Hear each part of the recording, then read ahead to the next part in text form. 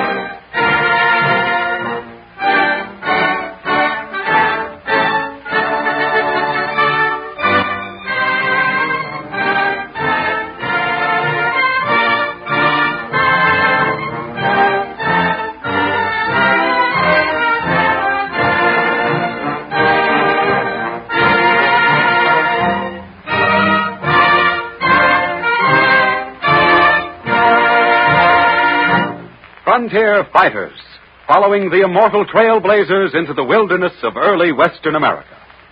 Among these pathfinders, none has a more secure place in history than John Charles Fremont, scientist, soldier, and explorer.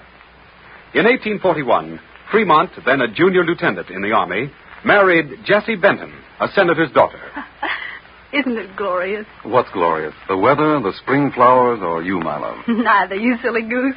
I mean our being married, of course. Darling, I have something to tell you. Not distressing, I hope, John, dear. It depends on how you look at it.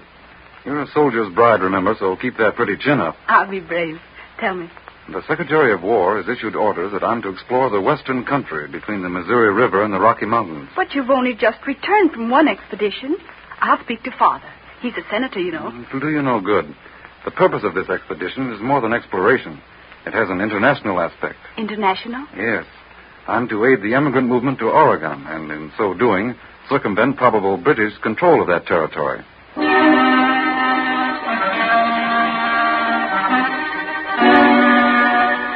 When Fremont returned to Washington from his first Western exploration, he was immediately ordered to return to the Rockies to make a more thorough and a more scientific survey of the interior wilderness and to coordinate his maps with those of the Pacific slope. May 29th, 1843. Some of Fremont's company of adventurers are examining a squat brass cylinder in one of the mule carts in the little town of Kansas on the Missouri frontier. Fitzpatrick, you're a mountain man who's seen everything, but did you ever see the like of this? Well, I'll swan, Talbot. What is it? I ain't got no idea. I never saw anything like it before. Here comes Maxwell. Let's see if he knows what it is. Maxwell, what do you see in this cart here? The loaders must have made a mistake. That don't belong to us. Give me a hand, boys, and we'll heave it out. Yeah. All together now, boys. 1, 2. Hey, what you boys doing? Oh, this brass thing, Bruce, don't belong to us. We're heaving it out. Leave it in the cart. That's a cannon, a 12-pounder. Oh. Herr Freeman is taking it along to use against the red savages if they molest us. Look, men, under the sacks.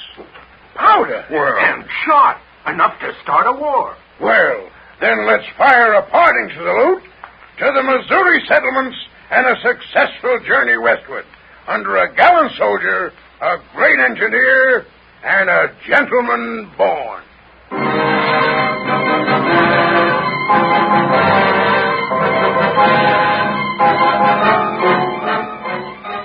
A few months later, at a small Mexican settlement on the Arkansas River. When we get to St. Vrain, Fitzpatrick, the party will divide.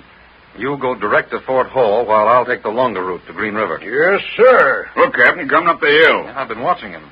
Probably a curious Mexican. Oh, that's no Mexican. That's our new guide into the Rockies. Gentlemen, a cannon salute to the greatest frontiersman of us all, Kit Carson.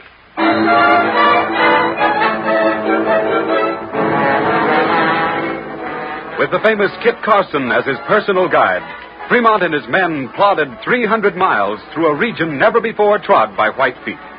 Salt Lake was Fremont's immediate objective, which he was the first to explore. One day, in a collapsible boat. Calvin, are not these waters sublime after being so long shut in by those mountain walls? Yes, sir. But I'd rather be exploring the shores with Kit Carson instead of riding around with this wobbly craft. Bruce, what do you think of all this blue liquid beauty? I see no beauty, only black storm clouds and sure disaster, unless we get ashore quick. That's the scientist in you, Bruce. No poetry, no soul, only cold logic. There's no poetry in a heavy storm, Herr Fremont, in the middle of this inland sea, in a leaky boat. I don't like those clouds either, Commander, and we're several miles from shore. Oh. Here's the storm. Quick, Herr Fremont. Back to land. Easy now. No panic. Every man take an oar. Yes, sir. Bruce, you bail. Yes, sir. I'll set the stroke. Ready? 1, 2. 1, 2. 1, 2. 1, 2. Don't upset the craft, Bruce. Sail. It comes in faster than I can bear. Getting darker, too, every minute. You help Bruce, Dallas. Yes, sir. Now faster now with a stroke. 1, 2. 1, 2. 1, 2. 1. We'll never make it, Herr Fremont. The water's over my ankles already. Nonsense, Bruce. We'll be very close to shore now. You better. I smell land. Land, yes.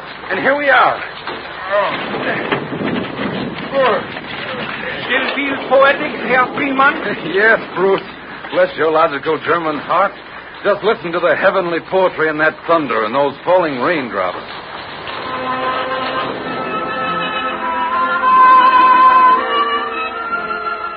When the expedition reached the Columbia River, Fremont left his men, half-starved, to personally request supplies from the Hudson Bay Company's trading post at Fort Vancouver. In Dr. John McLaughlin, the factor, Fremont meets a kindred spirit. Welcome to Fort Vancouver, Fremont. I'm delighted to see you again, Doctor. But it's good to get out of the wilderness, even for a few days. I agree with you.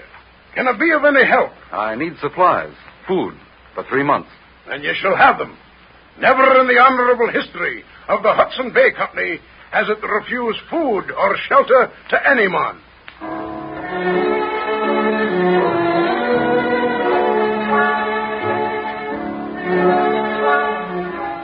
Shortly after midnight, November 25th, 1843, Sierra Nevada. The stars are brilliant and the weather bitterly cold. Men, we have 2 objectives. A mysterious Mary's Lake and an unknown stream called the Buenaventura River, which is supposed to flow from Salt Lake to San Francisco Bay. To discover these places will be a difficult task and may cost us our lives. Anyone wish to remain here until spring? Very well. It's almost 1 o'clock, so forward. Get together.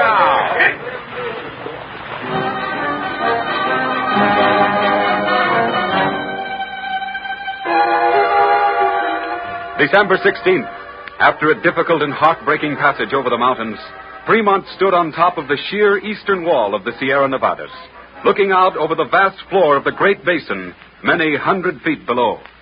Kit Carson, did you ever see anything more beautiful? Captain Fremont, Bruce was right. Right.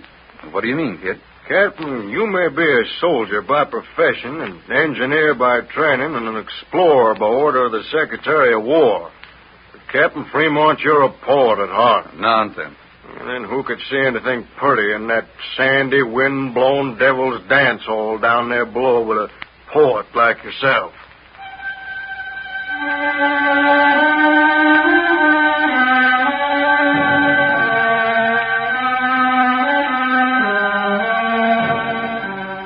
Frostbitten, their eyeballs seared by the snow-reflected rays of the brilliant cold winter sun, the Fremont party labored mightily, facing death at every turn as it made its slow descent to the level of the basin. Christmas Day, 1843. I'm all tuckered out, Captain. Then get into one of the carts, Talbot. No. Mules have got all they can do now. Bruce. Yes, Herr. We'll make a halt soon. Yes, mein Herr. To celebrate Christmas, yes. And to sing songs. You can sing if you're strong enough. But when we stop, we'll throw out that cannon so Talbot can ride. No, Captain Fremont. I'm all right now. Just a blister in my foot. We'll sing you a bit, but let's keep the cannon. Let's keep the cannon. New Year's Day was even more gloomy than Christmas. All hope of discovering Mary's Lake and the Buenaventura River gone, Fremont's only course was to continue down the east side of the Sierra Nevadas, keeping close to the base of the mountains. Half-starved, nearly naked, footsore and weary, but unshaken in its faith in its great leader, the party reached an Indian village at Pyramid Lake, where the men dropped in their tracks, exhausted. Look, Herr Fremont! A savage comes! I see him, Bruce. Help me to my feet, Fitzpatrick. It's a chief, and redskin chiefs require a dignified reception. Welcome, oh my white brother. Thank you, red dweller along the water. My white brother look weak. They need food. Yes, oh red chief. Our fare has been meager. The trail has been long and wearisome. My braves are in their canoe on the lake. Soon they bring fish. Fish?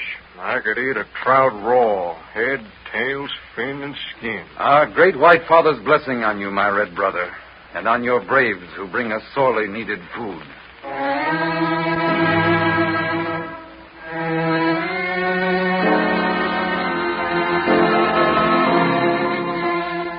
To save the expedition from total annihilation, Fremont determined to recross the mountains and to explore California, which many said should now be taken from Mexico. Up, up, up into the pathless, limitless mountains climbed the heroic party. The nights were too cold for sleep. In places, the snow was 20 feet deep. On February 13th, 1844, Fremont's pet dog was killed for food. On February 21st, the company reached the summit of the Sierra to look down on a scene of exquisite natural beauty. In the distance shimmered San Francisco Bay. There, Captain Fremont, is Mexico. Mexico? Oh, yes, I'd almost forgotten. Upper California was a Mexican province. What do you mean, Captain? Was a Mexican province? I have a premonition, Fitzpatrick. That poet again. Every time he sees a fine view, our gallant leader becomes a poet. Gentlemen, I have a feeling that the United States of America will soon welcome into the folds of the Stars and Stripes our new territory, California.